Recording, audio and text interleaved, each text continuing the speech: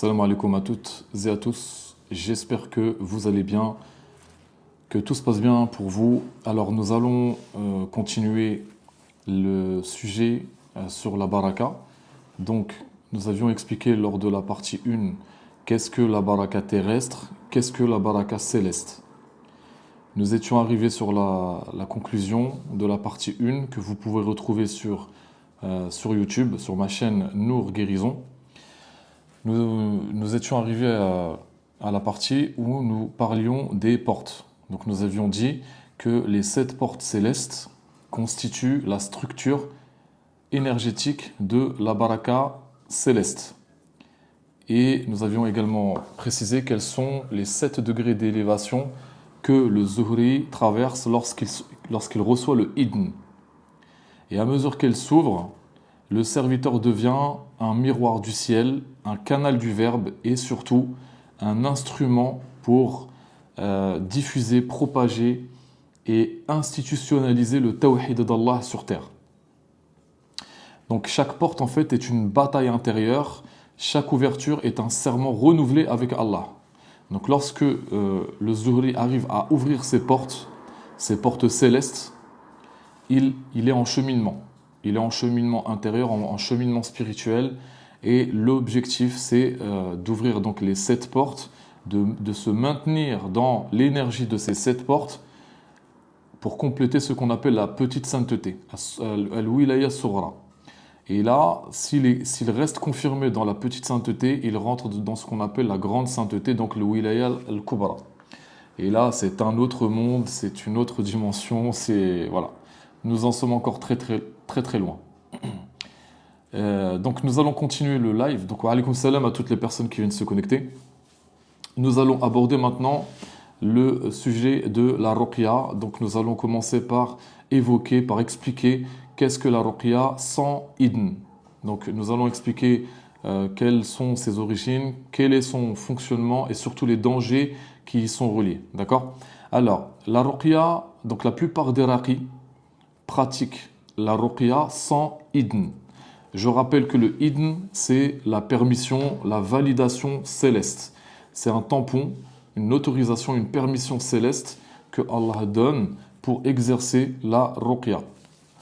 La plupart des raqis n'ont pas de idn et au mieux, ils ont ce qu'on appelle une procuration. Donc on appelle ça en arabe al-wakala. Le wakala, c'est une procuration. D'accord ? Ils n'ont pas le idn. Puisque nous avions expliqué lors de la partie 1, pour avoir le idn, il faut avoir préalablement ouvert ces portes célestes. Donc vous comprenez que maintenant, la plupart des raqis n'ont pas le idn arbani nourani. D'accord ? Donc, et là je parle du idn céleste. Parce qu'il y a des raqis qui vont vous dire, donc ce sont des raqis rouhani, ils vont vous dire, moi j'ai le idn. Mais quel idn ? On parle de quel idn ? Ils ont le idn du monde des djinns, d'accord ? Ils ont des chouyours parmi les djinns qui leur donnent des sciences, qui leur transmettent des sciences, mais ce sont des sciences terrestres. C'est un idn terrestre, d'accord ? Au mieux, c'est ce qu'ils ont. Voilà, donc on ne parle pas de ça, on parle du idn céleste, le idn arbani. Et j'avais expliqué lors de la première partie que le idn arbani, le idn céleste, n'est donné que par un shir kamil, complet, parfait, qui a l'autorisation de transmettre la totalité du Coran dans son ensemble. D'accord ? C'est ce qu'on appelle des barakat. Voilà. Enfin bref, ce sont des mondes avec des mondes avec des mondes, donc Inch'Allah, un jour, on détaillera tout ça. D'accord ? Donc, nous allons parler maintenant de ce qu'est la ruqya sans idn. En fait, c'est une pratique de soins spirituels effectuée sans permission céleste directe. Et je le répète encore une fois, tous les raqis n'ont pas le idn. Ils ont ce qu'on appelle le wakala, une procuration. Le procuration, c'est pas le idn. C'est pour ça que pratiquement tous, ils se font... À un moment donné, ils arrêtent de pratiquer la ruqya parce qu'ils ont des attaques derrière, des vengeances. D'accord ? Donc quand ils soignent, ils ont les vengeances, les représailles des sorciers, des djinns, des shayatines. D'accord ? Donc, à un moment donné, malheureusement, essayez de tapoter, s'il vous plaît, le live. S'il vous plaît. Tapotez le live pour le sécuriser. Encore une fois, il y a des jaloux qui ne veulent pas que la lumière se propage et qui signalent le live alors que ça fait même pas 2 minutes que je l'ai lancé. Donc, alhamdoulilah, tapotez s'il vous plaît, tapotez au maximum pour le faire monter dans l'algorithme de TikTok. Barakallahu fikum. Donc, cette ruqya, sans idn, elle peut utiliser le Coran, elle peut utiliser les invocations, les noms d'Allah, mais elle n'est pas connectée au trône d'Allah directement. C'est-à-dire que son énergie, elle vient de la baraka terrestre du raqi ou du guérisseur. D'accord? Nous avions expliqué lors de la partie 1 que la baraka terrestre, c'est-à-dire qu'elle vient, donc c'est son héritage ancestral, d'accord, qu'il a hérité de ses aïeux, de ses ancêtres pieux. Elle peut également venir de sa foi ou de ses djinns musulmans compagnons qui sont avec lui. D'accord? Donc ce type de ruqya, la ruqya sans idn, donc, elle agit principalement dans le plan terrestre, dans la densité astrale, et non dans la descente céleste. Elle peut soulager le mal, je ne dis pas le contraire. Elle peut parfois même repousser les entités. Mais elle n'élève pas, et elle ne détruit pas le mal à sa racine. Elle ne détruit pas, par exemple, ils ne peuvent pas détruire les taba'a. D'accord? Ils ne peuvent pas détruire les héritages, les pactes transgénérationnels, etc. Donc, l'origine de la...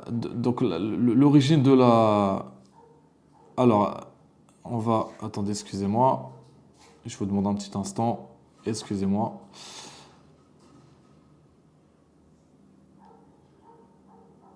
Barakallahu fikum. Donc, cette forme de ruqya remonte à des écoles, donc une spiritualité où le savoir spirituel, le savoir ésotérique s'est transmis sans initiation complète.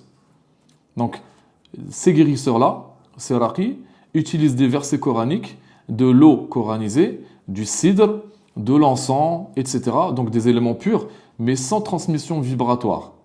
Donc, leurs ancêtres pieux, par leur foi, par leurs actes, par leurs œuvres, leur ont laissé une trace énergétique suffisante pour opérer dans la matière. Vous comprenez? Mais l'autorisation divine, donc le idn rabbani, ne s'obtient pas par héritage. C'est ce que nous avions expliqué lors de la première partie. L'autorisation divine, donc le idn, ne s'obtient que par une élection spirituelle, après cheminement intérieur profond, après une purification du cœur et un détachement justement de toute illusion astrale. Et Allah il dit quoi? Il dit dans la sourate Al-Anfal, verset 17, فَلَمْ تَقْتُلُهُمْ وَلَكِنَّ اللَّهَ قَتَلَهُمْ وَمَا رَمَيْتَ إِذْ رَمَيْتَ وَلَكِنَّ اللَّهَ رَمَى. Ce n'est pas toi qui as jeté, mais c'est Allah qui a jeté. Donc ce verset il fait référence à une bataille où Sayyidina Rasulullah sallallahu alayhi wa sallam, il était en train de combattre et il prit une poignée de terre, il la lança en direction de l'armée mécréante qui se sont mobilisés. Ils ont été figés, paralysés. D'accord? Et Allah il dit c'est pas toi qui as jeté, c'est Allah. Donc ce verset-là distingue le geste sans idn, c'est-à-dire l'homme qui agit, du geste avec idn, c'est-à-dire où Allah agit à travers l'homme. Et la plupart de ces raqis, que l'on nomme raqi rouhani, donc ils ont pas d'idn. Et ils travaillent avec des djinns musulmans. Des djinns musulmans hérités de leur lignée. On appelle ça ce qu'on avait expliqué, le rufqa saliha, donc les compagnons pieux ou spirituels. Donc ils vont réciter le Coran, c'est avec eux. Ces djinns ils vont participer aux soins, ils vont même expulser les autres djinns dans le corps. Mais leur monde reste le plan des djinns, pas celui des anges. Ils opèrent à travers le champ astral uniquement. Donc leur perception, elle reste limitée, très limitée même. Donc le guérisseur en question, le raqi, croit que tout ça vient d'Allah. Et c'est vrai dans une certaine mesure, car rien ne se fait sans sa permission. Mais ils ne viennent pas du arsh d'Allah. D'accord? Ils viennent du monde intermédiaire. D'accord? Le monde intermédiaire qui est le monde, le barzakh. D'accord? Donc l'astral, c'est cette dimension. Et ces djinns musulmans, ils sont sincères, mais ils sont imparfaits. Comme vous et moi. Nous sommes musulmans, nous essayons d'être pieux, nous essayons d'avoir le meilleur comportement qui soit, mais nous restons imparfaits. Nous commettons des péchés, nous avons des écarts de conduite, etc. Eux, c'est exactement la même chose, ils sont soumis à la tentation terrestre, etc. D'accord? Donc, certains de ces djinns, même s'ils sont pieux, ils peuvent être orgueilleux. Il y en a qui sont pieux, il y en a qui sont orgueilleux, il y en a qui sont entre les deux, etc. Certains défendent la vérité, et d'autres manipulent subtilement le cœur du raqi pour lui donner l'illusion d'un rang spirituel. Vous comprenez? Et ça, j'en ai rencontré énormément des raqis comme ça. Notamment sur TikTok, ils pullulent. Ils pullulent. Ils pensent... Et quand vous regardez leurs vidéos, vous voyez qu'ils s'expriment à travers l'ego, à partir de l'ego. Parce qu'ils ramènent toujours à eux, au lieu de ramener à Allah. Ils oublient qu'ils ne sont que des instruments dans la main toute puissante d'Allah. Ce que Allah te donne, il peut te le reprendre. Donc un rouhani sans idn reçoit souvent des rêves où il est, et là je le mets bien entre guillemets, où il est l'élu. Où il a le degré d'un prophète, où il a le degré d'un roi chez les djinns. Il reçoit également des visions où des entités lumineuses lui remettent des épées, des couronnes, des trophées, des bagues, des bijoux. Il peut avoir des manifestations rapides de guérison qui vont renforcer sa croyance qu'il est dans le vrai. Vous voyez ce que je veux dire? Donc en fait, les djinns le manipulent. Il peut même avoir des chuchotements intérieurs lui faisant croire qu'il agit pour la Ummah, qu'il agit pour Allah. Mais tout cela peut être un miroir astral, une illusion. Et les djinns musulmans, même s'ils sont bien intentionnés, ils créent des hologrammes lumineux dans les rêves et dans le monde astral. Et les rouhani, le rouhani, s'il n'a pas ouvert, en lui-même, la porte de la vérité, bab al-haq, eh ben, il ne saura pas discerner l'origine de ses visions. Et c'est ainsi que l'orgueil spirituel commence à s'installer progressivement dans son cœur. Donc ce raqi, ce guérisseur, devient convaincu que c'est Allah qui agit à travers lui. Alors qu'en vérité, le pauvre, il agit à travers ses djinns. Et je vous assure, mes frères et sœurs, j'en ai vu pléthore.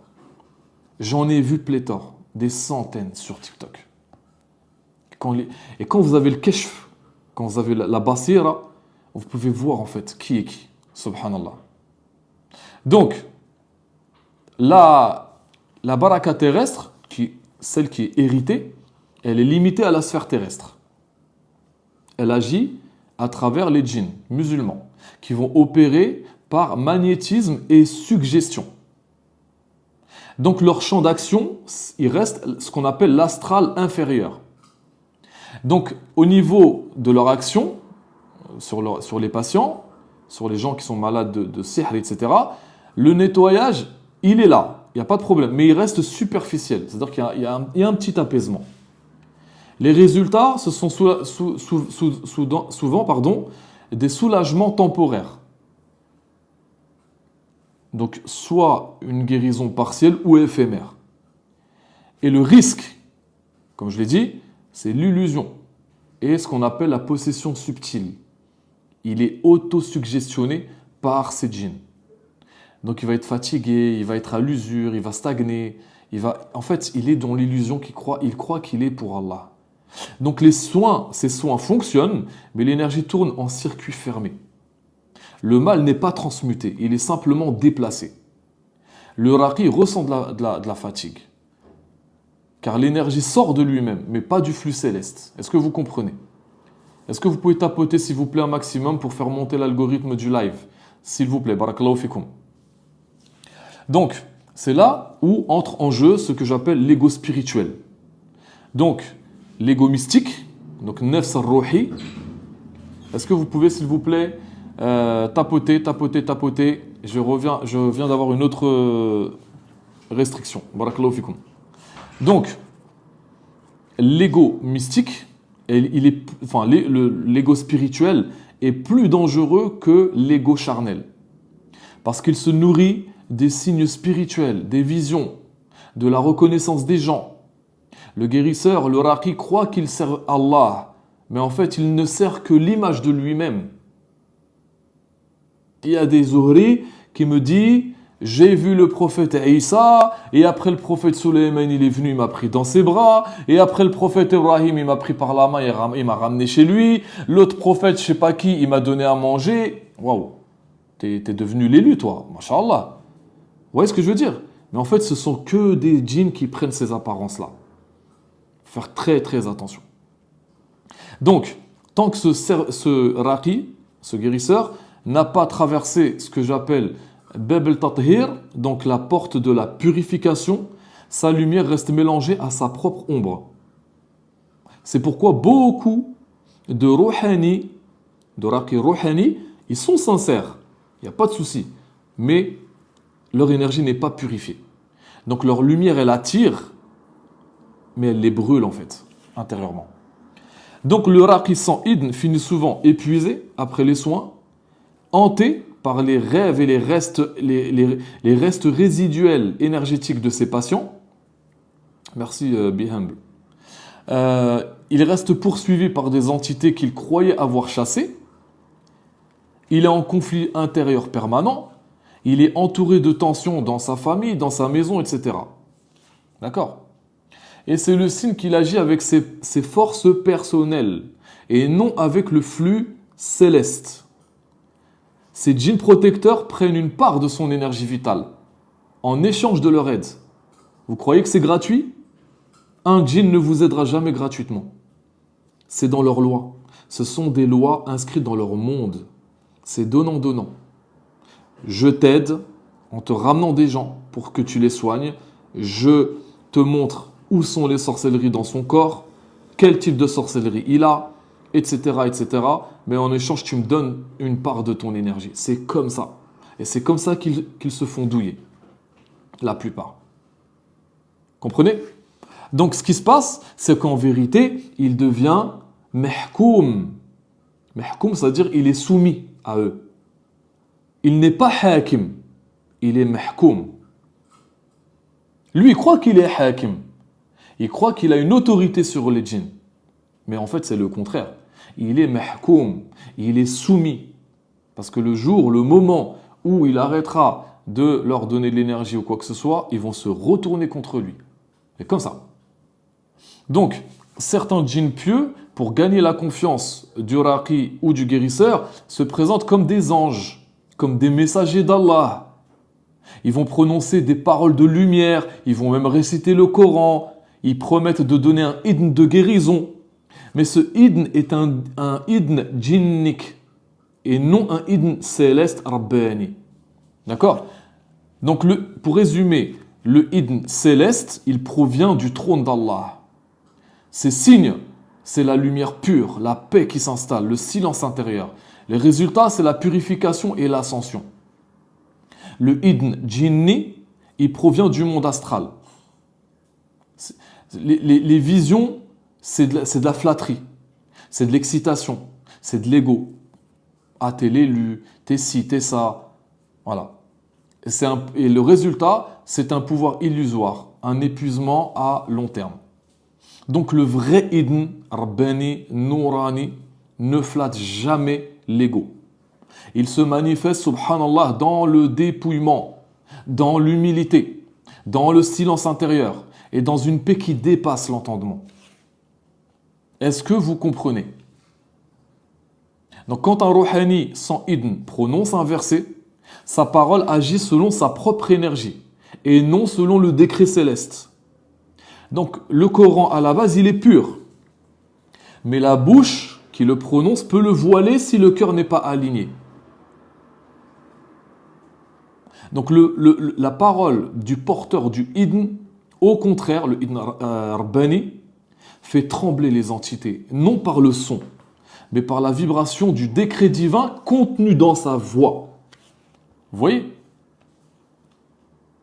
Donc, les limites vibratoires de la ruqya sans idn, c'est qu'elle agit sur les symptômes et non sur la racine. Elle soulage, il n'y a aucun souci avec ça, mais elle ne libère pas. Elle épuise, car elle consomme la baraka personnelle du raqi. Elle attire, mais elle ne purifie pas totalement. Et au-delà de ça, elle entretient la dualité. Alors que la vraie ruqya, nouraniya, rabbaniya, restaure le tawhid à l'intérieur de la personne. Vous connectez les gens à Allah par votre simple présence, par votre simple vision. Et le ruhani sans idn travaille contre le mal. Alors que le porteur du idn, masha'Allah, travaille au-dessus du mal. On n'est pas dans la même cour en fait. L'un, il lutte dans le champ des ombres, des ténèbres, alors que l'autre, il rayonne depuis le ciel. C'est ça la différence. C'est pas du tout la même comment dire. On n'est pas dans le même monde, quoi, tout simplement. Et au-delà de ça, Allah, subhanahu wa ta'ala, il regarde avant tout la niya, l'intention. Parce que même une ruqya sans idn, si elle est faite avec sincérité, elle peut être bénie momentanément. Je ne dis pas. Mais cette bénédiction reste temporaire. Ça veut dire elle sert de test au guérisseur, au raqi. Est-ce qu'il va persister dans son illusion ou cherchera-t-il la vérité supérieure, en vérité? Vous voyez? Et je vais vous donner un aphorisme de Ibn Ata'Allah al-Iskandari, un grand waliullah. Il disait, dans l'un de ses aphorismes, il disait « Celui qui agit sans science est comme celui qui marche sans lumière. Il fatigue ses jambes sans avancer. » C'est-à-dire, il n'est pas en train d'avancer, mais ses jambes, elles se fatiguent. C'est exactement la même chose. Donc, imaginez un miroir fissuré. Il est fissuré, mais il reflète la lumière du soleil. Ça veut dire qu'il éclaire, il n'y a pas de problème, mais il déforme la réalité. Et bien, c'est exactement ça la ruqya sans idn. La lumière du Coran y passe, mais à travers un cœur qui n'est pas encore aligné, encore transparent, la lumière va se fragmenter. Elle va produire des reflets, mais elle ne traverse pas pleinement. Vous voyez? Donc lorsque le cœur est poli, purifié, transparent, le miroir devient clair, masha'Allah. La ruqya à ce moment-là, elle devient céleste. Et la lumière d'Allah, elle agit sans obstacle. Maintenant, et en toute transparence, je vais vous le dire, il arrive que même en faisant la ruqya nouraniya, on n'a pas de résultat, ou peu. Ça m'est déjà arrivé. Je ne m'en cache pas, je le dis. Pourquoi? Tout est une question de sincérité et d'intention. Il y a des gens qui viennent à moi, par exemple. Ils viennent à moi. Voilà, j'ai ci, j'ai ça. Mais la personne, elle est remplie, par exemple, son cœur, il est rempli de vengeance. Il est rempli de jalousie. Elle est haineuse, calomniatrice, menteuse, médisante. En fait, elle a des défauts. Des défauts au niveau de beaucoup de choses. Donc, le cœur n'est pas comment dire, lumineux, n'est pas pur. Vous voyez? Donc, dans ce cas-là, la ruqya va agir, parce qu'elle est pratiquée quand même avec le idn, mais elle est limitée. Et c'est ce que je dis à mes patients, c'est 50-50. C'est-à-dire, moi, je ne suis pas Allah. Je ne vais pas, d'un claquement de doigts, d'un coup de baguette magique, en 3 séances, je vais t'enlever 20 ans ou 30 ans de sorcellerie. Il faut que tu fasses un travail intérieur. Il faut que tu purifies ton cœur. Ce matin, j'avais une patiente, par Allah, une patiente de la Réunion, masha'Allah. Son mari me disait qu'elle fumait énormément, etc. En une séance, elle a arrêté de fumer. En une séance, elle a arrêté de fumer. Subhanallah. Je l'ai eu ce matin en séance, et elle m'a dit j'ai envie de refumer. Je lui ai dit mais comment on peut fumer la cigarette et faire la prière? C'est incompatible. La cigarette ternit l'aura d'une personne. Elle ternit son énergie. Elle l'assombrit. D'ailleurs, quand vous regardez les grands fumeurs, ils ont un visage livide, pâle, terne, parce que l'aura est ternie par la fumée. Et les djinns se nourrissent de la fumée. C'est pour ça que moi, par exemple, je ne recommande pas à mes patients d'utiliser les encens, les plantes à mettre en encens. Ça, c'est les rouhani qui utilisent ça. Parce que les djinns s'alimentent avec la fumée. Donc tout ce qui est fumé alimente les djinns. Ok? Voilà. Donc c'est un exemple que je vous donne. Mais, pour revenir à la ruqya, c'est ce que je disais à mes patients, c'est le travail intérieur. Il faut travailler intérieurement, il faut purifier le cœur, voilà.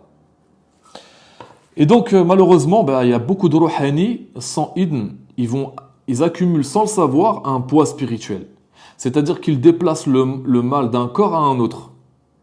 Ou ils absorbent dans leur champ aurique des entités qu'ils ne peuvent pas libérer par la suite. Et donc leur âme, elle s'alourdit. Il y en a certains qui tombent dans la dépression, dans la maladie, il y en a même dans la pauvreté, dans le doute aussi. Car leurs propres djinns, soit ils sont épuisés, soit ils sont orgueilleux, finissent par les abandonner. Rien n'est gratuit. Et quelque chose de beaucoup plus précieux que l'or et l'argent, c'est l'énergie.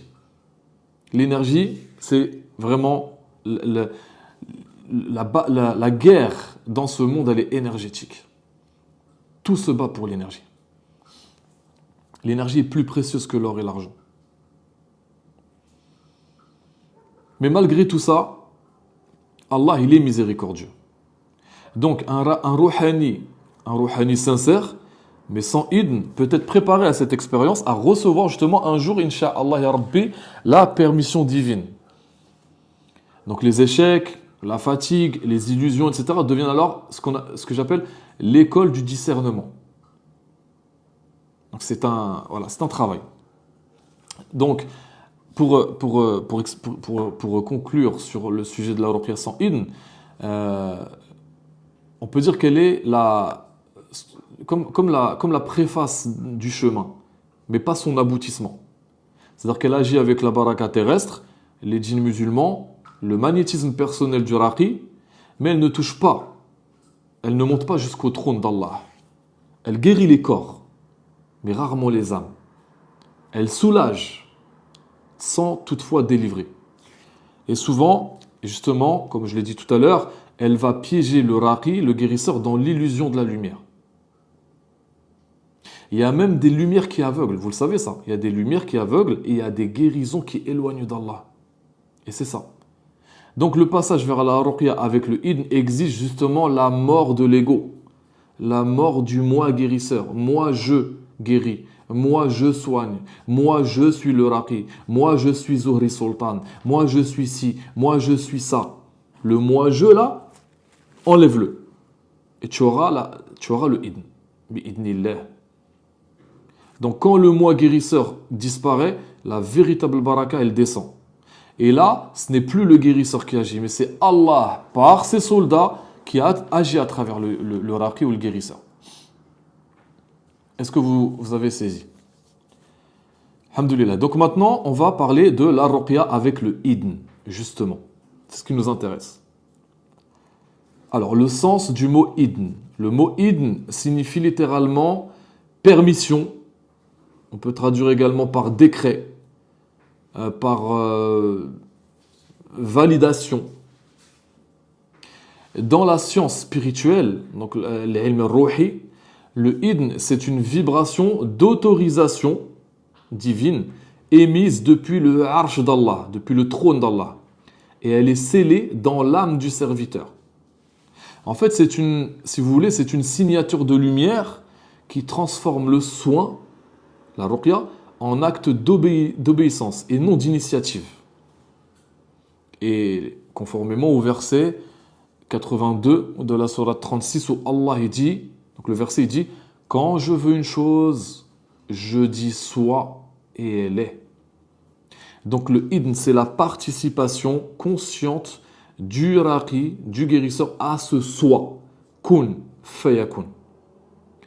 Il n'agit plus pour Allah, mais il agit en Allah.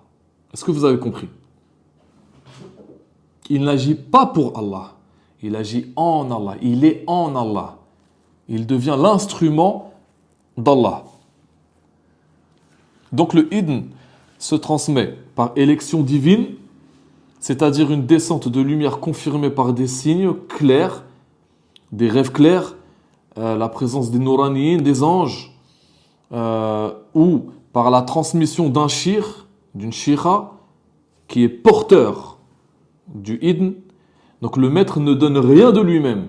Il réveille dans l'élève justement la permission qui a déjà été décrétée dans la prééternité par Allah. Voilà. Donc ce sceau, ce idn, ne s'achète pas. Il n'apparaît que dans le cœur que Allah a rendu transparent. Subhanallah. Donc, dès que le idn est reçu, le cœur devient ce qu'on appelle un mihrab. La colonne vertébrale du guérisseur, elle s'illumine comme vous voyez, comme un fil doré.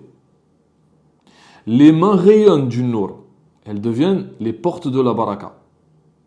La langue prononce les noms d'Allah avec une nouvelle vibration. Parce que chaque mot devient un décret en soi, subhanallah. Et les djinns qui étaient là se retirent. Et ils sont remplacés par des anges opérants. Opérants et opératifs. L'énergie du raqi n'est plus horizontale. Elle est verticale. Elle est dans le sens montée, descente. C'est-à-dire de la terre vers le ciel et du ciel vers la terre. Est-ce que vous comprenez?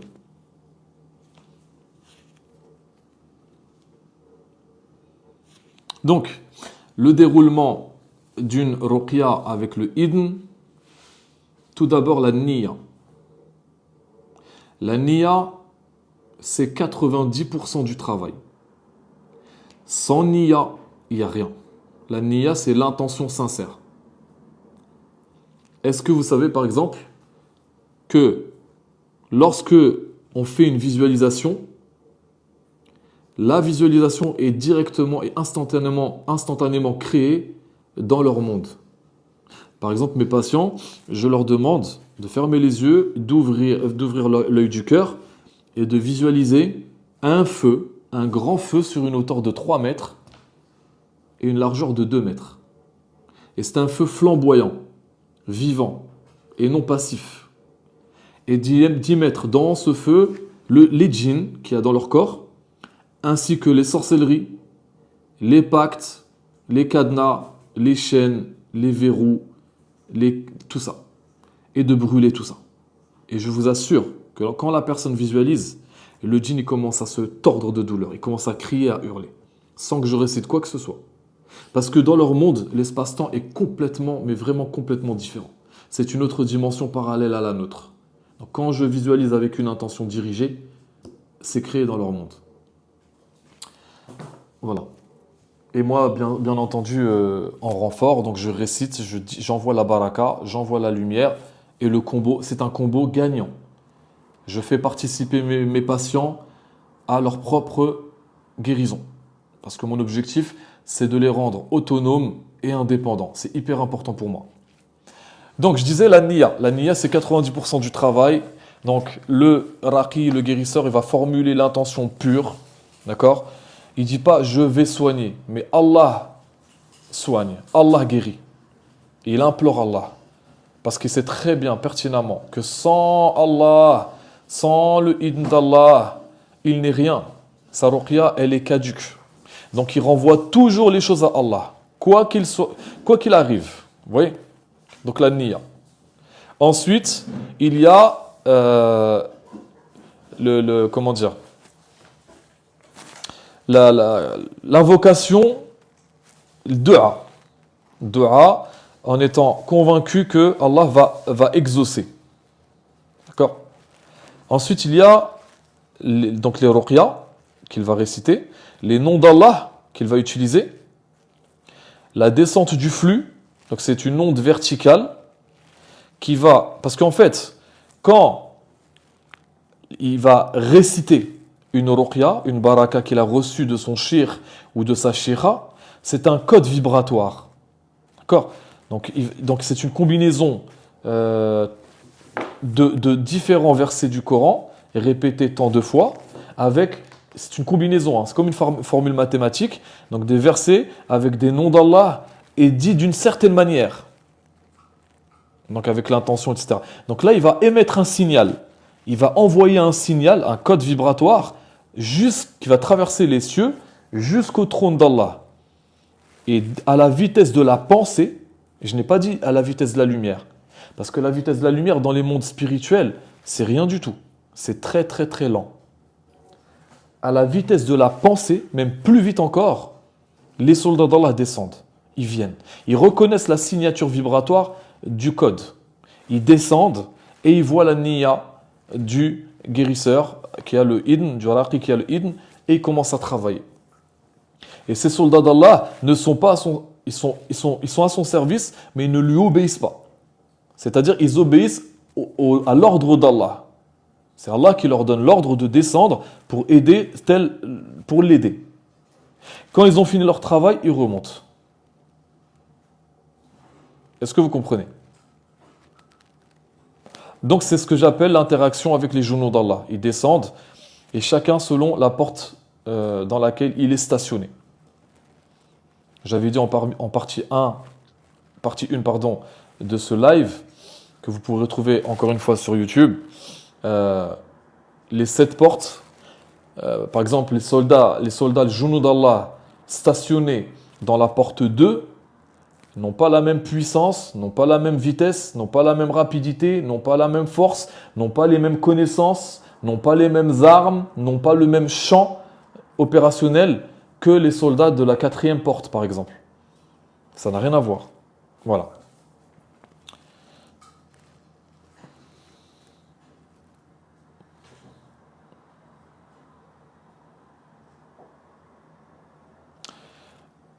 Je répondrai à vos questions après, Inch'Allah, d'accord?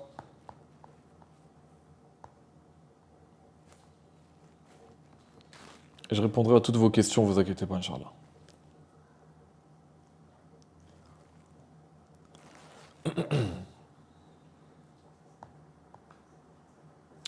Donc maintenant, oui, je répondrai à vos questions, Inch'Allah, tout à l'heure, vous inquiétez pas.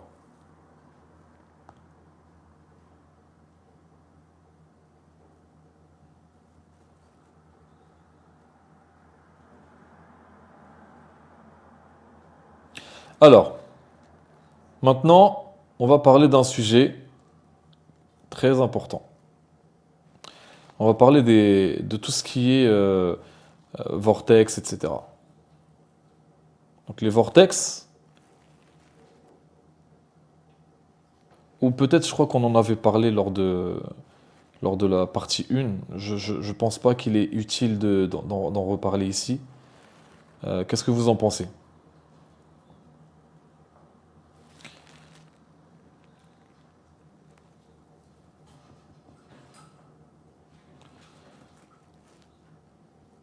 Alors, on va continuer sur cette lancée-là, Inch'Allah. On va continuer sur le sujet de la baraka. Donc la baraka céleste, on a dit qu'elle n'avait rien à voir avec la baraka terrestre. Ok? Vous avez bien compris. Donc, les signes d'une ruqya mubaraka véritable. Déjà, il y a une atmosphère de paix avant même le début des séances. Il y a une sensation de lumière descendante, non de chaleur montante. Un silence intérieur, un résultat sans fatigue pour le guérisseur. Au contraire, sa ruqya, elle va le renforcer. D'accord?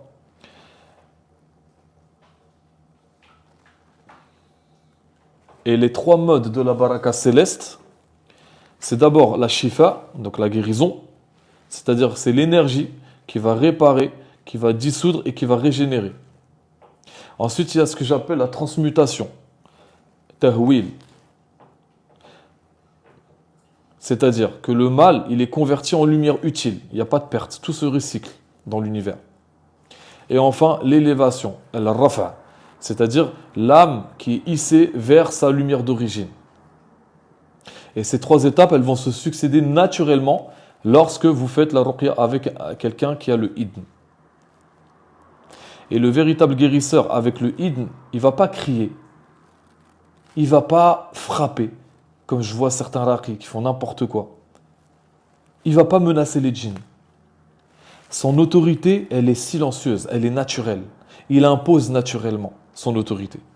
Pourquoi? Parce qu'elle vient du visage d'Allah, de la face divine, qui se reflète dans ses yeux. Les entités, elles ressentent ce miroir et elles vont s'incliner naturellement. Une seule phrase suffit. Bi-idnillah. Et tout l'univers obéit à cette vibration. Tout l'univers, il obéit à cette vibration. Bi-idnillah. Tout est bi-idnillah. Tout. Donc, les résultats observables, une guérison rapide, la fin des attaques récurrentes, un retour de baraka dans la maison du patient, etc., etc. Mais encore une fois, c'est un travail d'un commun accord. C'est pas le raqi qui va tout faire. Même s'il a le idn. C'est-à-dire que si la personne, elle continue à persister dans les péchés et qu'elle compte sur le raqi, même s'il a le idn, ça ne marchera pas ou peu. Je l'ai dit tout à l'heure. Parce qu'il faut un travail intérieur. La guérison se mérite. La guérison, c'est un nour que Allah descend dans un cœur méritant. C'est 50-50, exactement. 50% du raqi, 50% de toi. Exactement, belle et en forme. Exactement. Le patient doit respecter le protocole. C'est pas je fais n'importe quoi, je fais des péchés, je fais pas ma prière, etc. Je compte sur le raqi, il va tout m'enlever. Oh, t'inquiète pas, de toute façon, j'ai pas à m'inquiéter parce qu'il travaille avec la baraka céleste. Le raqi, en fait, il est devenu Dieu lui-même, Allah lui-même, astaghfirullah. Ou un prophète, ou je sais pas quoi. Non. Tu fais pas de travail spirituel, tu ne fais pas de travail intérieur, tu ne fais pas un jihad nafs, même s'il y a la baraka céleste en face. C'est Allah qui détient l'autorité suprême. C'est Allah qui détient la permission. Donc, les règles éthiques du porteur de idn, ne jamais attribuer le pouvoir à soi-même. Ne jamais vendre la lumière. Les dons sont libres comme la miséricorde. Protéger le idn. Servir les autres avec amour. Pourquoi? Parce que chaque patient est une créature d'Allah. Rester dans la prière et le jeûne intérieur. Ça, c'est hyper important. Une petite anecdote que je me permets de vous raconter. Ce matin, une sœur me contacte. Elle a vu mes vidéos sur YouTube. Elle était très enjouée, etc. Elle m'envoie un mail. Non, astaghfirullah. Elle me contacte sur TikTok. Je lui transmets mon WhatsApp. Elle m'envoie un premier audio. Non, elle m'appelle une fois. Je raccroche. Elle m'appelle une deuxième fois. Je raccroche. Elle m'appelle une troisième fois. Je raccroche. Parce que je ne prends pas les appels en dehors des consultations. Je lui dis, s'il vous plaît, faites-moi un audio de moins de 3 minutes. Donc ça, je lui dis une fois. Elle me fait un audio qui dépasse 6 minutes. Je dis rien, j'écoute. Je lui dis, s'il vous plaît, faites-moi la prochaine fois un audio de moins de 3 minutes. Donc ça, c'est la deuxième fois où je lui dis ça. Donc ensuite, j'envoie mes audios à moi, j'explique mon travail, comment je procède, etc.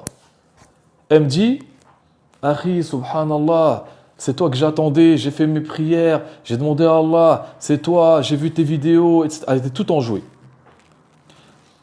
Elle m'envoie ensuite un audio de 20 minutes. Et Allah est témoin de ce que je vous dis. Elle m'envoie un audio de 20 minutes. Je lui dis, ma sœur, je ne vais pas pouvoir écouter ton audio de 20 minutes. je te demande pour la troisième fois de me faire un audio de 3 minutes, moins de 3 minutes. Et là, qu'est-ce qu'elle me dit? Espèce de charlatan, elle commence à, elle commence à m'insulter, subhanallah. Je lui ai rien dit. Et je l'ai bloqué. Salam alaikum. Pourquoi? Parce que la personne n'a pas fait un travail intérieur. Elle a été, enfin, elle est venue avec son ego. Je n'ai rien dit, je suis resté courtois, poli, respectueux. Mon seul tort a été de lui dire, fais-moi un audio de moins de 3 minutes. Elle me fait un audio de 20 minutes. 22 minutes, c'est quelque chose comme ça. 22 minutes. Je ne vais pas passer 22 minutes à écouter. Vous comprenez? Voilà. Donc, pourquoi je vous raconte cette anecdote, pardon, c'est parce qu'il y a des gens, ils ne font pas de travail intérieur. Ils ne se disent pas, le frère, il est très occupé, il a une peut-être... Voilà, Non.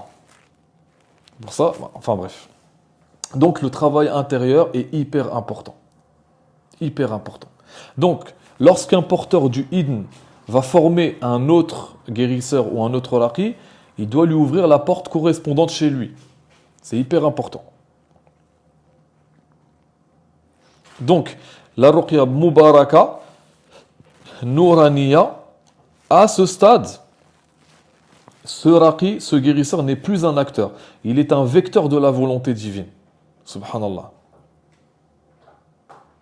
Il y a un hadith qudusi où Allah nous dit « Et mes serviteurs les plus proches n'agissent que par mon ordre. » Tout est avec le idn d'Allah, le idn rabbani.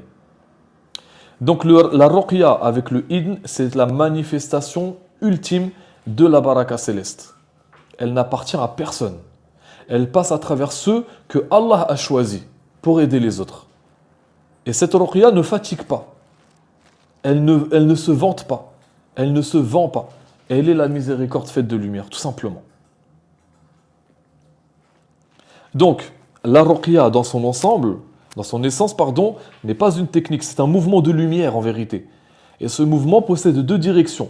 Une direction ascendante, une direction descendante.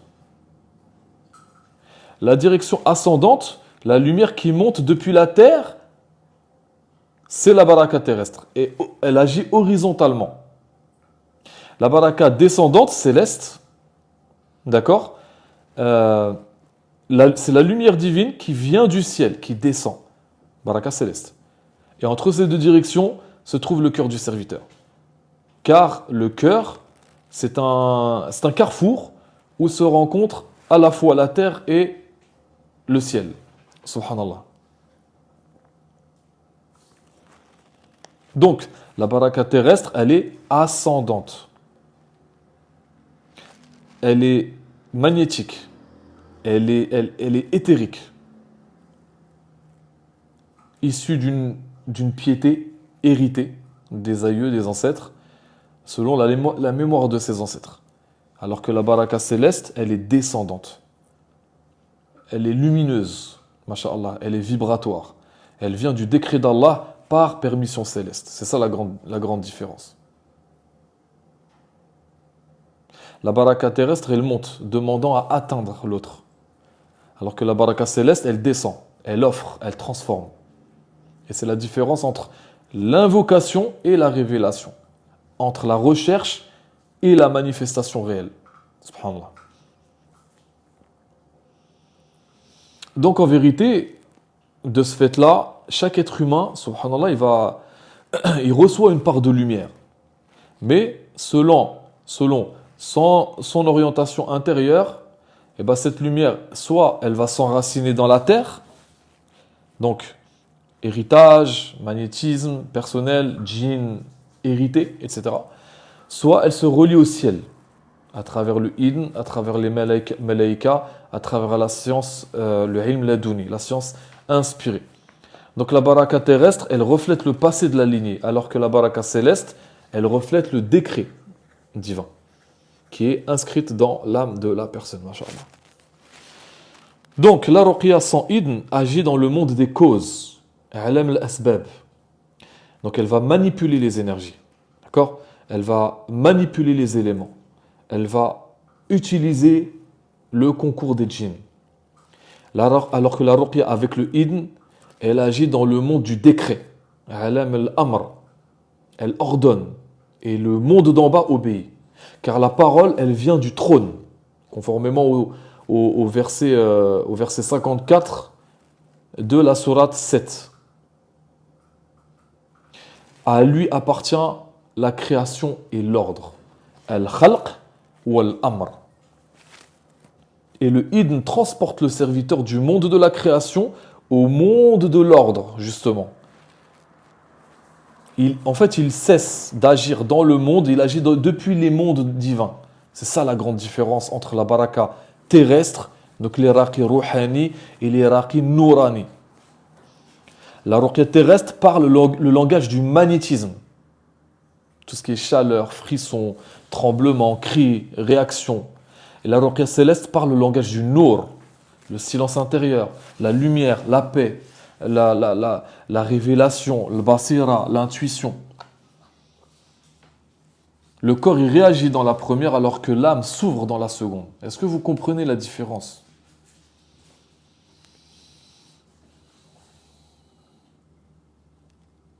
Alors, les fruits spirituels de ces deux types de ruqya, les fruits de la ruqya sans idn, il y a la reconnaissance des gens. Les gens vont vous reconnaître. Ou la personne, le raqi, recherche la reconnaissance des gens. Il y a des dons de perception. Enfin, je ne dirais pas dons, je dirais plutôt capacité. Capacité psychique, énergétique. Beaucoup croient avoir des dons, mais ils n'ont que des capacités. C'est pas pareil. Et il y a une influence sur les entités. Ça, c'est la ruqya sans idn. Alors que les fruits de la ruqya avec l'idn, c'est l'humilité. La vraie humilité. Parce que tu sais très bien que tu es un instrument dans les mains d'Allah. Que tu as l'autorisation, tu as le idn. Et que si tu ne te montres pas digne de ce idn, si tu fais n'importe quoi, Allah peut te retirer ce idn. Donc l'humilité. Ensuite, la connaissance directe. La science inspirée directement. Qu'on appelle ça al-ilm laduni. Et enfin, la transparence totale. C'est-à-dire tu deviens un canal transparent de la lumière d'Allah. C'est comme une paille transparente. Il devient comme une paille transparente. Le liquide, il agit à travers lui. Il rentre en haut et il ressort en bas. Il devient un canal. La lumière d'Allah descend en lui et il la restitue telle qu'il la reçoit. Il ne fait que transmettre. L'un va accumuler les dons, enfin les capacités, alors que l'autre les abandonne. L'un, il parle de son pouvoir, donc il ramène les choses à lui, alors que l'autre s'efface dans la lumière d'Allah. C'est ça la différence. Il y en a un qui n'a pas fait de travail intérieur, donc le raqi rouhani, le raqi nourani, il a fait un travail intérieur. Il a la baraka céleste. Vous comprenez ou pas? La différence entre les dons et les capacités. Les capacités, c'est l'ego. Ça vient du monde des djinns. Il y a des gens qui ont leur troisième œil ouvert. Ils vont te dire, ils vont fermer les yeux et ils vont voir. Ils vont voir ton corps, ils vont voir les sorcelleries que tu as. Ça, c'est le djinn qui s'installe dans le troisième œil. Et lui, il voit que ce que le djinn lui permet de voir. Que ce que le djinn lui veut lui montrer. Donc, il est dépendant du djinn. Alors que ça, c'est une capacité psychique. Alors que le don, le basira, elle vient du cœur. Tu vois les choses intérieurement. Elle vient d'Allah. Plus le cœur est pur, propre, purifié, plus la lumière d'Allah se reflète à travers lui. Comme un miroir parfait, restituant à la perfection le reflet. Vous voyez ou pas? C'est ça la grande différence. Les dons viennent d'Allah. Ils viennent avec un travail effectif, un travail de purification intérieure effectif, un jihad nafs. C'est ce qu'ils avaient les awliya Allah. Il y avait des awliya Allah qui étaient capables de marcher sur l'eau. Il y avait des awliya Allah qui étaient capables de traverser la matière physique. Moi, mon grand-père, par exemple, les gens, ils ont juré par Allah, ils ont juré l'avoir vu à la Mecque en train de faire le tawaf, en train de faire le tawaf autour de la Kaaba. Ils sont partis le saluer. Ils l'ont salué, ils l'ont pris dans les bras, etc. Quand ils sont revenus, il était déjà là, dans son village. Ils lui ont dit, mais le Hajj, tu nous as devancés, comment t'as fait? Ben non, j'ai jamais quitté le village.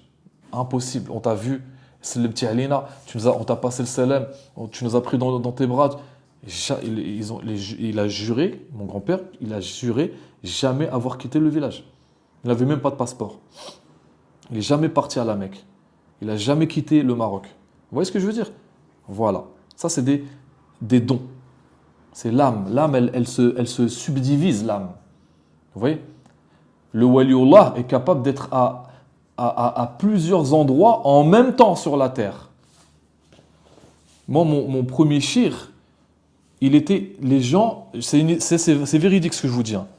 Il y avait des gens au Liban, des gens en Palestine, des gens à la Mecque et des gens à Chypre qui l'avaient vu. En même temps. En même temps. Voilà. C'est ce qu'on appelle la bilocalisation. Vous voyez? Ça, c'est les dons. Ça vient d'Allah. En récompense d'un travail intérieur purificateur. Ok? C'est pas les capacités. Parce que même les sorciers, ils ont des capacités. Les sorciers peuvent voler dans l'air, ils peuvent lire dans la tête des gens, ils peuvent visiter dans les rêves, ils font des sorties astrales. Même le non-musulman fait des sorties astrales. C'est pas quelque chose de... Waouh! Le voyage astral, c'est rien du tout. C'est rien du tout. Les gens qui font les voyages astro, ils pensent qu'ils ont... Waouh, c'est quelque chose de phénoménal. C'est rien du tout, ça. C'est pas la spiritualité. Est-ce que vous comprenez? Donc, l'humilité. Toujours ramener les choses à Allah.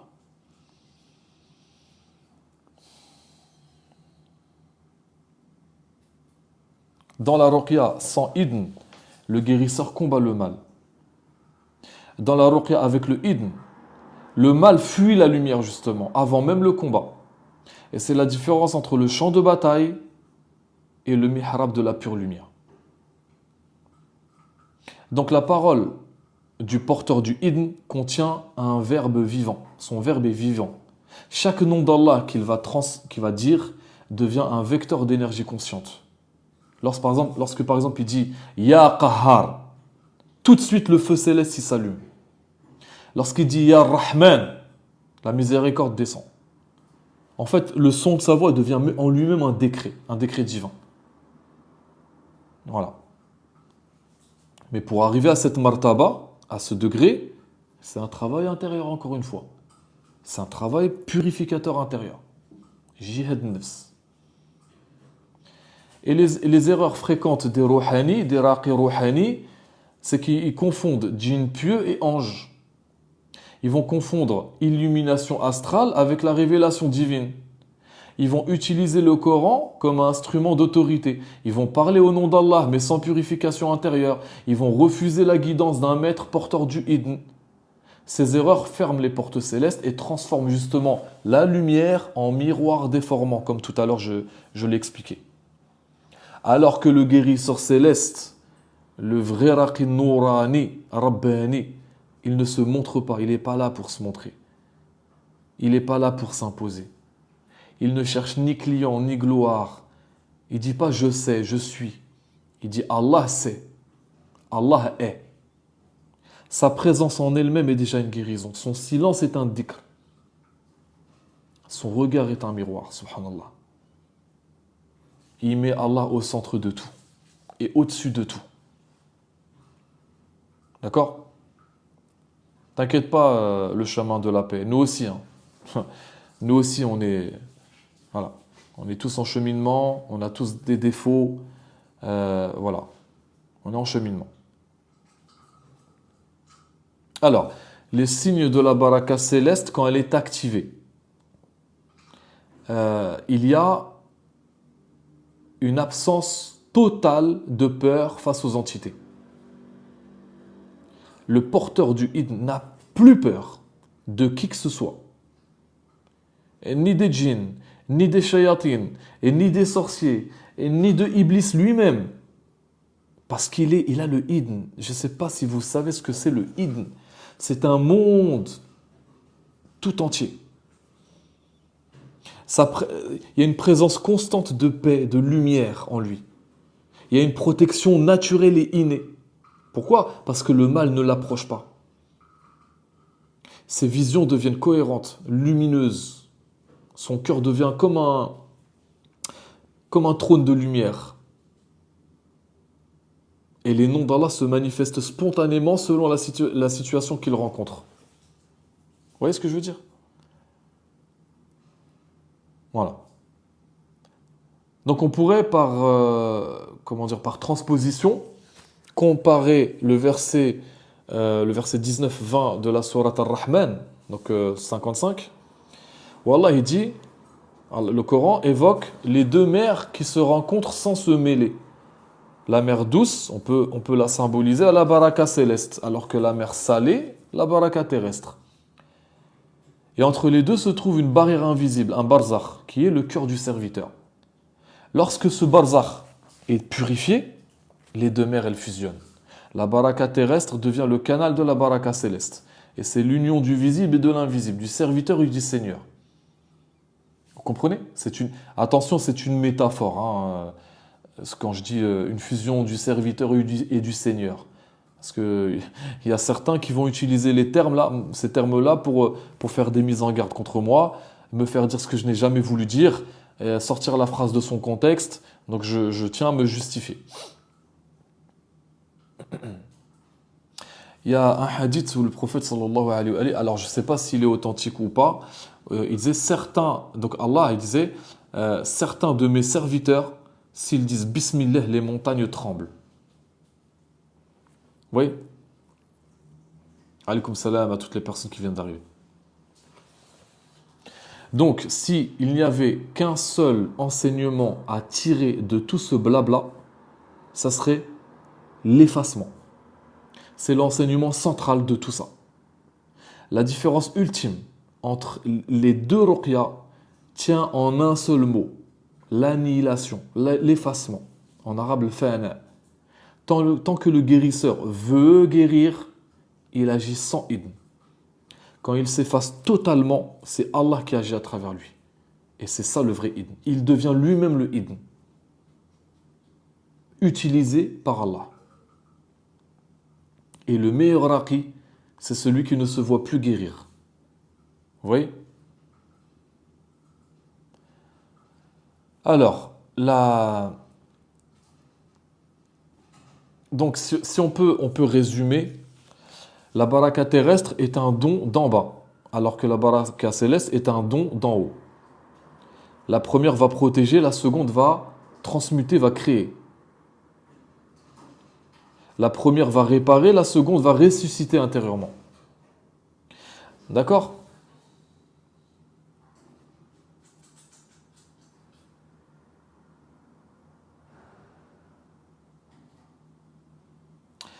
Alors maintenant, je vais vous expliquer, je vais vous décortiquer un petit peu les 9 signes du vrai porteur de baraka céleste.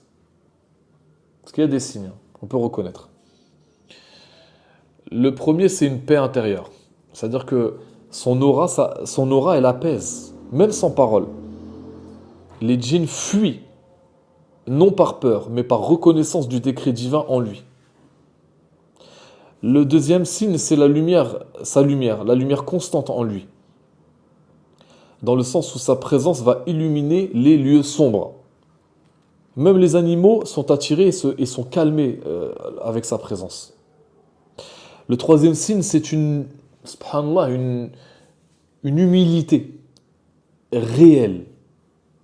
C'est-à-dire qu'il nie toute puissance intrinsèque, toute puissance personnelle. Il dit, c'est Allah qui guérit, c'est pas moi. C'est Allah qui soigne, c'est pas moi. Il est doté ensuite d'un silence intérieur, c'est-à-dire que il n'a pas de monologue mental. Son cœur, il est calme comme un lac. Ensuite, le signe d'après, donc le cinquième, ses rêves et ses intuitions se réalisent, car ils viennent du monde du décret. Je l'ai dit tout à l'heure, l'Alam al-Amr. Il est doté d'un langage sacré. Donc quand il va parler, sa parole va pénétrer les âmes. Et le ton de sa voix va changer selon la vérité prononcée. Il est porteur d'une protection innée, une protection naturelle.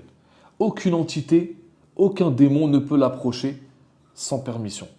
En fait, le mal, il recule à son approche, tout simplement. Il a le soutien invisible. D'accord? Et surtout, le dernier signe, c'est l'effacement personnel. En fait, il n'a pas d'ambition. Il n'ambitionne pas. Les maîtres, ils disaient, celui qui recherche une chose, il ne l'aura jamais. Celui qui cherche des dons, des capacités, ne l'aura jamais. Ne recherche rien. Recherche Allah. Et c'est Allah qui va te donner. Mais tu dois rechercher Allah pour Allah. Et non pour avoir des choses. Le corps du porteur de la baraka céleste, subhanallah, il reflète la vibration divine. Tant dans son regard, qui devient un regard lumineux, souvent avec un éclat dans sa pupille.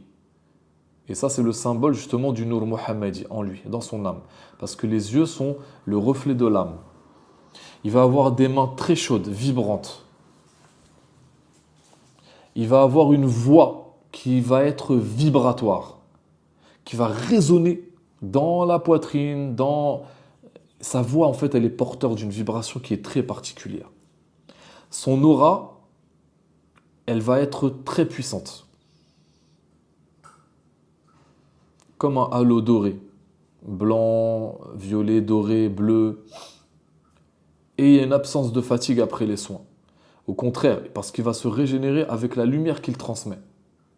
Là où le raqi rouhani va s'épuiser après la séance. Et ces signes ne sont pas des preuves au sens extérieur, mais justement ce sont des marqueurs vibratoires que vont percevoir les gens sincères. Donc, le vrai porteur du Id n'a aucun rapport contractuel avec les djinns, même s'ils sont pieux, même s'ils sont musulmans. Ni de près ni de loin. Il n'a que faire des djinns. Il les respecte, mais il ne leur parle pas. Il ne les invoque pas. Il ne leur délègue rien. Il sait que leur plan vibratoire est un plan inférieur en vérité. Et que le ciel agit sans intermédiaire des djinns. Ses seuls alliés sont les anges du Nour, les anges porteurs de la lumière céleste. Ses alliés sont les Nouraniyin, c'est-à-dire des djinns transfigurés par la lumière d'Allah. Allah a changé la nature de ces djinns qui étaient feu en pure lumière. Ce sont des awliya min al-djinn. Ce sont des saints véridiques chez les djinns. Et les junud d'Allah, donc les soldats d'Allah. En fait, il n'y a pas de dialogue, mais c'est une obéissance mutuelle. Il ordonne, ils exécutent, par ordre d'Allah. Ce n'est pas une autorité humaine, en fait. C'est par résonance avec la parole d'Allah. Vous voyez ce que je veux dire? Voilà. Donc, voilà, alhamdoulilah, on a expliqué un petit peu la différence, enfin les différences entre la baraka céleste et la baraka terrestre. N'hésitez pas si vous avez des questions.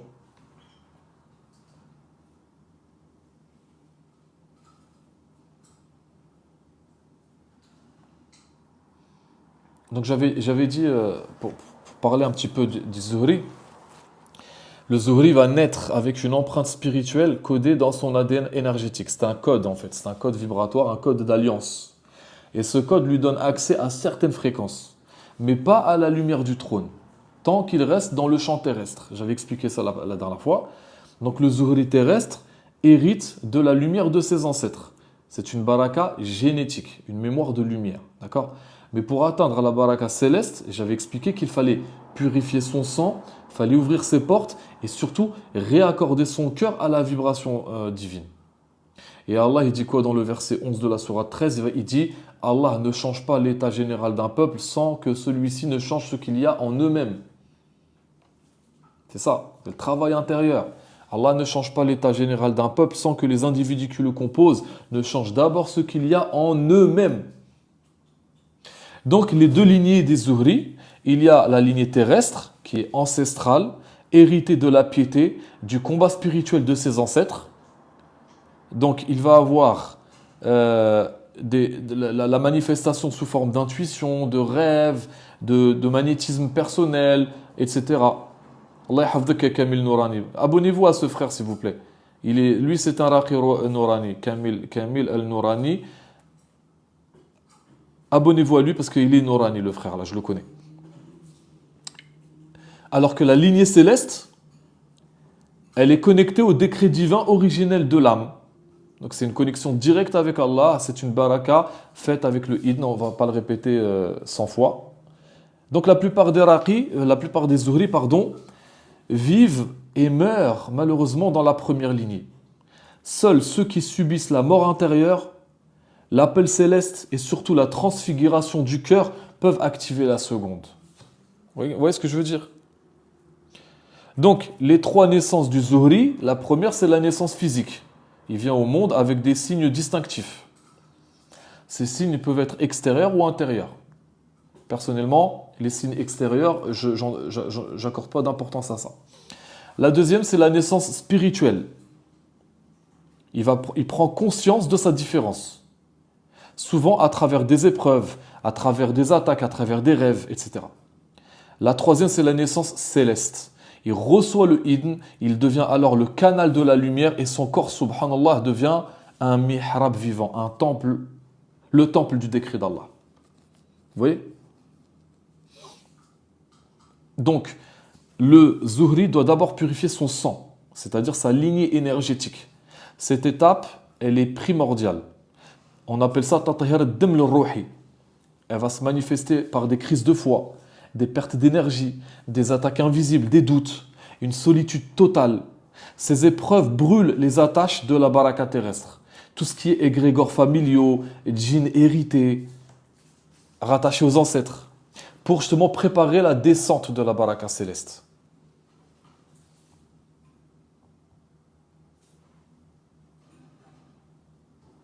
Vous voyez? Donc, avant de recevoir le idn, chaque zuhri va subir des tests vibratoires. Il y en a 7. Premièrement, c'est une solitude absolue. Deuxièmement, une perte de repère. Troisièmement, une confrontation à son ego spirituel. C'est-à-dire son ego spirituel le tire vers la lumière. Lui, il veut tirer vers le terrestre. Ensuite, c'est la traversée des illusions de la lumière, justement. La fausse lumière imite la vraie. Ensuite, il y a un renoncement aux dons. Ils ne cherchent plus les dons. Beaucoup de zuhri cherchent les capacités. Beaucoup. Ils cherchent les capacités, ils cherchent pas Allah. Ils croient chercher Allah, mais en fait, ils cherchent des capacités pour alimenter et renforcer son ego, comme quoi il est lumineux, il est choisi, il est élu, il est aimé d'Allah, etc. Donc, renoncement aux dons. Ensuite, c'est le silence intérieur. Et enfin, justement, l'abandon complet à Allah. Lors de ce dernier test, tout semble perdu. C'est là que Allah il descend le idn. Quand la permission divine descend, donc le idn, le corps, il commence à faire des... Il commence à se changer intérieurement. D'accord? Ça peut se manifester par une chaleur qui remonte le long de la colonne vertébrale, des vertiges. Moi, personnellement, ça s'est manifesté par des vertiges. Des vertiges très, très, très forts. Mais vraiment, j'avais jamais eu ces vertiges-là. Subhanallah. Des vertiges, aussi une sorte de déprime intérieure. Tu n'es plus attaché à ce bas monde. Voilà, tu as envie de partir en fait. Tu as envie de partir vers Allah. Tu as envie de partir, vraiment, vraiment, vraiment. Tu n'es plus motivé par tout ça, subhanallah. Donc après le idn, la baraka terrestre et céleste, elle fusionne. Et le Zuhri devient un pont entre les deux mondes. Il va recevoir du ciel et il va transmettre à la terre. Et son idn, il agit comme une clé de résonance. C'est-à-dire que tout ce qu'il touche s'accorde à la vibration divine. Subhanallah. Et les Zuhri de la fin des temps, parce qu'il y a quelque chose que je voudrais expliquer, quelque chose de très très important. C'est pas parce que vous êtes Zuhri que ça y est, vous avez gagné le paradis, ça y est, vous êtes des élus. Non. Zuhri, être Zuhri, c'est le bas niveau. Hein. C'est le bas niveau. Voilà. C'est rien du tout être Zuhri. Par contre, si tu es Zuhri et que tu fais un travail intérieur, tu montes dans les degrés spirituels, là, tu commences à monter les échelons, à devenir quelqu'un spirituellement parlant. Inconnu des gens d'ici-bas, mais connu des habitants du ciel. Subhanallah. Et les Zuhri célestes, ils seront les soldats de la lumière sous l'étendard de l'imam al-Mahdi, alayhi salam. Les vrais Zuhri, les élus d'Allah. C'est pas tous les Zuhri qui vont suivre l'imam al-Mahdi. Alaykoum salam à Rokia Guérison Spirituelle, on accueille notre sœur. Abonnez-vous à ces deux-là, Rokia Guérison Spirituelle et Kamil El-Nourani. Ce sont deux collègues très lumineux, Nourani, qui ont le idn. Abonnez-vous à eux, Inch'Allah. Donc, les Zuhri sont, donc, je le disais, les porte-étendards de l'armée de l'imam al-Mahdi. D'accord ? Les Zuhri élus. D'accord ? Élus, ceux qui seront choisis. Pourquoi ? Parce qu'ils vont rétablir la vérité dans le monde invisible. Ils vont neutraliser les djinns et les shayatines. Ils vont guérir des lignées entières qui ont été blessées, qui ont été illusionnées, qui ont été trompées. D'accord ? Ils vont réveiller les âmes prêtes à se souvenir de leur origine céleste. Et dans le corps du Zuhri céleste, subhanallah, quand la baraka elle descend, la baraka c'est quoi ? C'est une énergie vivante qui bouge, qui est consciente, un nour d'Allah qui fluctue à travers les cellules du corps du Zuhri céleste. Et bien son sang il devient vecteur de la lumière d'Allah. Ces cellules vibrent différemment de quelqu'un qui n'a pas le idn. Les anciens liens énergétiques qu'il avait avant sont remplacés par des codes nourani, des codes de lumière. C'est pourquoi il va dégager une odeur subtile. Il va attirer les enfants par exemple, il va attirer les animaux, les âmes blessées.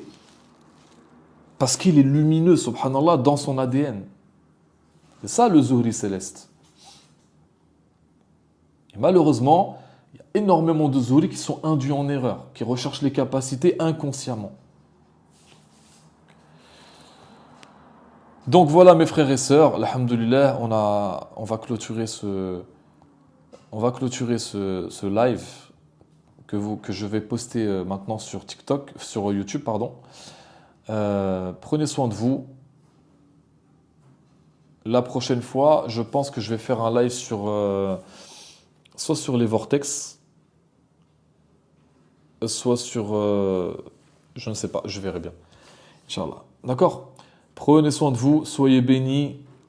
Allah yahfadkoum. Et à très bientôt. Encore une fois, je vais mettre ce live sur YouTube. Vous pouvez retrouver ma chaîne Nour Guérison, comme il est écrit ici sur TikTok. Sur YouTube, vous pouvez me retrouver. Je mets toutes mes vidéos TikTok, mes lives TikTok sur YouTube. Prenez soin de vous, partagez la lumière, partagez mes vidéos, partagez mes enseignements, c'est gratuit.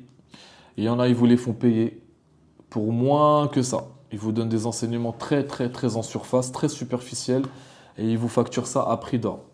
Alhamdoulilah, nous on rentre dans le détail du détail et on donne ça gratuitement pour les gens. Alhamdoulilah. Prenez soin de vous et à très bientôt. Salam alaikum.